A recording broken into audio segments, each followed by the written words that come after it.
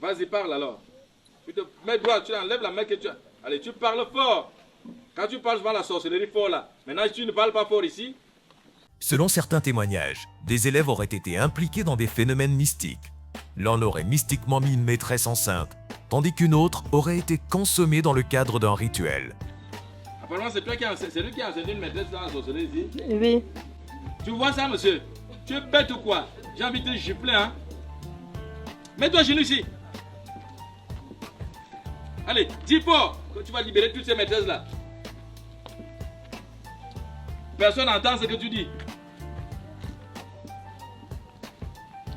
Amen. Parle fort. Ce qui choque, c'est que ces événements se produisent au sein même des écoles, où l'on s'attend à un environnement sûr et protégé. Le Damba de la sorcellerie est donc une métaphore qui illustre la dangerosité de ces actes et leur impact sur la vie des adultes et des élèves. Tu parles quelle langue? Là-bas dans la sorcellerie, tu parles quelle langue? Tu conduis même l'avion. Vous portez les passagers, vous parlez quelle langue là-bas dans l'avion? Vous parlez quelle langue? Toi, tu es déjà monté dans la voiture, non? Avec eux. Vous êtes allé connaître la maîtresse. Tu étais dans la voiture, non? Vous parlez quelle langue là-bas? Vous parlez le français. Mais à l'école, le français, là, tu es incapable de parler. Mets-toi à genoux! La sorcellerie et les pratiques occultes ont longtemps fait partie des croyances traditionnelles en Afrique.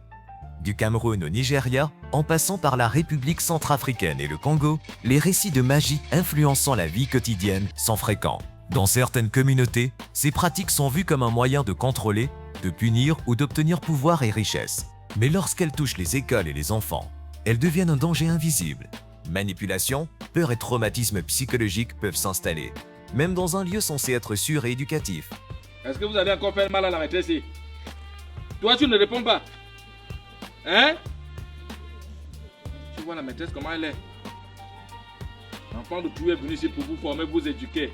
Mais vous l'enceintez dans la sorcellerie, toi. Tu enceintes une personne dans la sorcellerie. Dis encore 2-3 fois que cette maîtresse, vous allez la libérer. Vas-y! Ces phénomènes sont de plus en plus rapportés et la prudence devient une nécessité absolue dans les établissements scolaires camerounais. Enseignants, élèves et parents doivent rester attentifs à tout comportement inhabituel et signaler toute situation suspecte.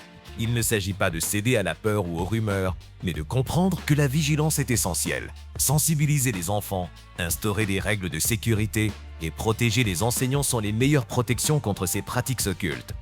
Dis que tu ne vas plus manger la maîtresse. Ce que j'ai mangé, je vais vomir. Dis que c'est la maîtresse que j'ai mangé, je vais la vomir.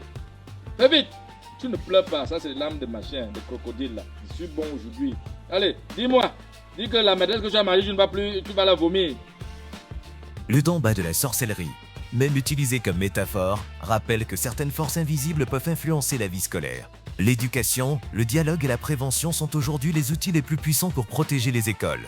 Chaque établissement, chaque parent et chaque élève doit garder à l'esprit que le respect, l'attention et la prudence sont essentiels pour que l'école reste un lieu sûr et propice à l'apprentissage. La peur nourrit les légendes, mais la vigilance protège la réalité. Soyons attentifs, restons prudents et veillons à ce que le savoir l'emporte sur l'ombre des pratiques occultes